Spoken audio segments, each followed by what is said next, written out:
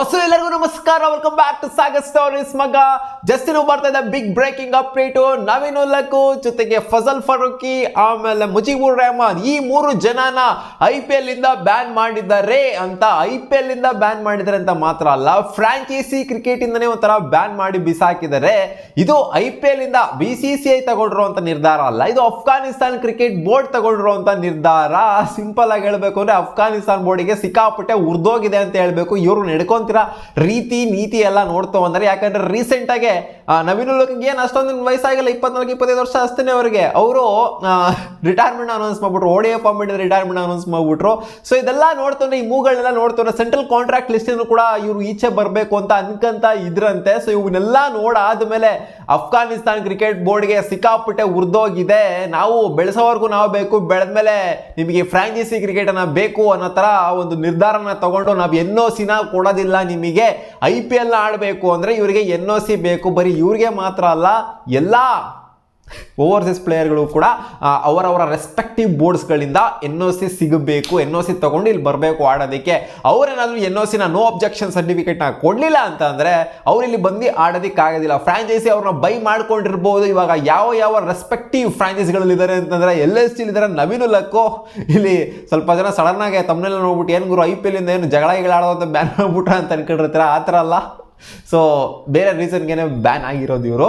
ಅದೇ Naveen ಉಲ್ಲಕ್ LSG retain ಆಗಿದ್ರು, ಆಮೇಲೆ ಫಜಲ್ ಫಾರೂಕಿ ಅವರು SRHಗೆ ರಿಟೈನ್ ಆಗಿದ್ರು, ಆಮೇಲೆ ಇವಾಗ ಹೊಸದಾಗಿ ತಗೊಂಡಿದ್ರೆ KKRಗೆ 2 ಕೋಟಿ ಬೇಸ್ ಪ್ರೈಸ್ ಕೊಟ್ಬಿಟ್ಟು ಮುಜಿಬುರ್ ರೆಹಮಾನ್. ಸೊ ಈ ಮೂರೂ ಜನನು ಕೂಡ IPL ಅಲ್ಲಿ ಇವಾಗ ಇದ್ದಾರೆ. ಈ ಮೂರೂ ಜನನು ಕೂಡ ಇವಾಗ ಬ್ಯಾನ್ ಮಾಡಿದೀವಿ ಅಂತ ಹೇಳ್ತಾ ಇದ್ದಾರೆ. ಜೊತೆಗೆ 1 ವರ್ಷ ಸೆಂಟ್ರಲ್ ಕಾಂಟ್ರಾಕ್ಟ್ ಲಿಸ್ಟ್ ಇಂದ ಕೂಡ ಈಚೆ ಕಡೆ ಇಡ್ತಾರಂತೆ ಇವ್ರನ್ನ. ಅಫ್ಘಾನಿಸ್ತಾನ್ ಕ್ರಿಕೆಟ್ ಬೋರ್ಡ್ ಮಾಡಿರುವಂತ ನಿರ್ಧಾರ ಏನ್ ಗುರು ಇದು, ಈ ತರ ಎಲ್ಲ ಮಾಡ್ತಾರೆ? ಅದು ಪ್ಲೇಯರ್ ನಿರ್ಧಾರ ಅಲ್ವಾ ಗುರು? ಪ್ಲೇಯರು ಏನಾದ್ರು ಯೋಚನೆ ಮಾಡೋರು ಆ ಥರ ಅಂದರೆ ಅವ್ರು ಇದಾಡಬೇಕು ಅಂದರೆ ಅದನ್ನೇ ಆಡ್ತಾರೆ, ಅದು ನ್ಯಾಷನಲ್ ಕ್ರಿಕೆಟ್ ಆಡಬೇಕು ಅಂದರೆ ಅದನ್ನೇ ಆಡ್ತಾರೆ. ಇವಾಗ ನ್ಯೂಜಿಲೆಂಡ್ ಪ್ಲೇಯರ್ಸ್ಗಳೆಲ್ಲ ಅವ್ರನ್ನು ಕೂಡ ಇದೇ ಥರ ಮಾಡಿದ್ರು ತಾನೆ. ನ್ಯೂಜಿಲೆಂಡ್ ಬೋರ್ಡ್ ಏನು ಅವ್ರನ್ನ ಬ್ಯಾನ್ ಮಾಡಿಬಿಟ್ಟಿದ್ಯಾ? ಅವ್ರನ್ನೇನು ಬಿಟ್ಟಿಲ್ವ IPL ಆಡೋದಕ್ಕೆ? ಇವಾಗ ಟ್ರೆಂಟ್ ಬೋಲ್ಟ್ ಅವ್ರು ನಾನು ಸೆಂಟ್ರಲ್ ಕಾಂಟ್ರಾಕ್ಟಿಂದ ಈಚೆ ಬರ್ತೀನಿ, ಆಮೇಲೆ ಇನ್ನು ನೀಶಮ್ ಅವರೆಲ್ಲ ಈಚೆ ಬರ್ತೀನಿ ಅಂತ ಹೇಳಿದ್ರಪ್ಪ. ಸೊ ಅವರೆಲ್ಲ ಬಿಟ್ಟಿದ್ದಾರಲ್ವಾ, ಇವ್ರನ್ನೂ ಬಿಡಬೇಕು ಅಲ್ವಾ ಅಂತ ಹೇಳ್ಬೋದು ನೀವು. ಒಂದೊಂದು ನೇಷನ್ದು ಒಂದೊಂದು ಸೆಟ್ ಆಫ್ ರೂಲ್ಸ್ ಇರುತ್ತೆ. ಇವಾಗ ನಮ್ಮ BCCI ಇಲ್ವಾ ಒಂದು ಸೆಟ್ ಆಫ್ ರೂಲ್ಸು. ಯಾವ ಇಂಡಿಯನ್ ಪ್ಲೇಯರು ಕೂಡ ಹೋಗ್ಬಿಟ್ಟು ಫಾರಿನ್ ಲೀಗಲ್ಲಿ ಆಡೋ ಹಾಗೆ ಇಲ್ಲ. ಆಕ್ಟಿವ್ ಆಗಿರುವಂಥ ಕ್ರಿಕೆಟರು, ರಿಟೈರ್ಮೆಂಟ್ ಕೊಡದೇ ಇರೋವಂಥ ಕ್ರಿಕೆಟರು. ಸೊ ಇದು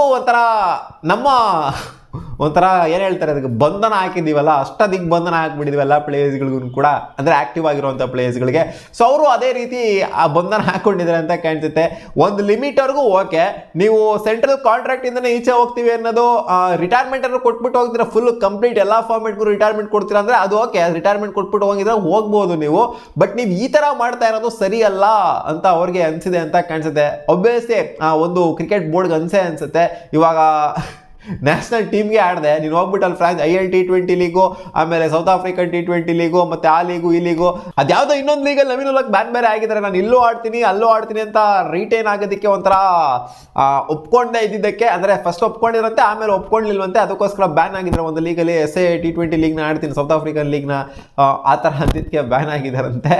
ಸೊ ಒಂಥರ ಫ್ರಾಂಚೈಸಿ ಕ್ರಿಕೆಟ್ ಕಡೆ ಒಲವು ತೋರಿಸ್ತಾ ಇರೋದ್ರಿಂದ ಇಲ್ಲಿ ಅಫ್ಘಾನಿಸ್ತಾನ್ ಕ್ರಿಕೆಟ್ ಬೋರ್ಡಿಗೆ ಉರಿದೋಗ್ಬಿಟ್ಟು ನಮ್ಮ ನ್ಯಾಷನಲ್ ಟೀಮ್ಗೆ ಆಡಲ್ವಾ ನೀವು, ನಮಗೆ ಇಲ್ಲಿ ಆಫಿಟ್ಬಿಟ್ಟು ಹೋಗ್ತೀರಾ, ಇಲ್ಲಿಂದ ಬೆಳೆದ್ಬಿಟ್ಟು ಇಲ್ಲಿಗೆ ಆಫಿಡ್ತೀರಾ ಅಂತ ಅವ್ರು ಈ ನಿರ್ಣಯನ ತಗೊಂಡಿದ್ದಾರೆ. ಸೊ ಇದು ಏನಾದ್ರು ಚೇಂಜ್ ಆಗಬೇಕು ಅಂದರೆ ಇವಾಗ KKR ತಗೊಂಡಿರ್ಬೋದು, LSG ತಗೊಂಡಿರ್ಬೋದು, ಆಮೇಲೆ SRH ತಗೊಂಡಿರ್ಬೋದು. ಈ 3 ಜನ ಪ್ಲೇಯರ್ಸ್ಗಳನ್ನ ಇಲ್ಲಿ ಅವ್ರು NOC ಕೊಡಲಿಲ್ಲ ಅಂತಂದರೆ ಅವರು ಆಡ್ಸೋದಕ್ಕೆ ಆಗೋದಿಲ್ಲ. ಪೋಸ್ಟ್ ವ್ಯಾಲ್ಯೂ ಏನಿರುತ್ತೆ ಅದು ಅವ್ರ ಜೊತೆಗೇ ರಿಟೈನ್ ಆಗುತ್ತೆ, ಅಂದರೆ ಫ್ರಾಂಚೈಸ್ ಜೊತೆ ಉಳ್ಕೊಂಡ ತಕ್ಷಣ ಒಂದು ಪ್ಲೇಯರ್ ಲೆಸ್ಸಲ್ಲಿ ಆಡಬೇಕಾಗುತ್ತೆ, ಅಥವಾ ರೀಪ್ಲೇಸ್ಮೆಂಟ್ನ ಕೂಡ ತಗೊಳ್ಳುವಂಥ ಸಾಧ್ಯತೆಯೂ ಕೂಡ ಇದೆ ಅಂತ ಅನ್ಕೊಂತೀನಿ. ಯಾಕಂದರೆ ಆ ಪ್ಲೇಯರೇ ಬರ್ತಾ ಇಲ್ಲ ಅಂದರೆ ರೀಪ್ಲೇಸ್ಮೆಂಟ್ ಆಬ್ವಿಯಸ್ಲಿ ತೊಗೊಬೋದು. ಸೊ ಅದು ಕೂಡ ಸಾಧ್ಯತೆ ಅಂತೂ ಖಂಡಿತ ಇರುತ್ತೆ.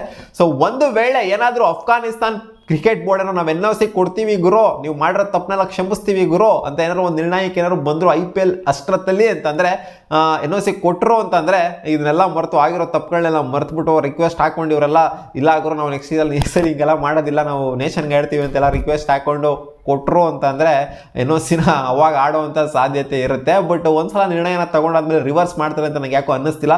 2 ವರ್ಷ ಬ್ಯಾನ್ ಅಂತ ಹೇಳ್ಬಿಟ್ಟಿದ್ದಾರೆ. ಸೊ ಕಾದ್ ನೋಡೋಣ ಈ ಸಲ IPL ಆಡ್ತಾರೋ ಆಡೋದಿಲ್ವೋ ಅಂತ. ಬಟ್ ಸದ್ಯದ ಮಟ್ಟಿಗೆ ಆಡೋದಿಲ್ಲ ಅಂತಲೇ, ಯಾಕಂದರೆ ಅವರು NOC ಕೊಡೋದಿಲ್ಲ ಅಂತ ಹೇಳ್ಬಿಟ್ಟಿದ್ದಾರೆ. ಸಿಗೋಣ ಮುಂದಿನ ವಿಡಿಯೋದಲ್ಲಿ ಗಾಯ್ಸ್, ಬಾ.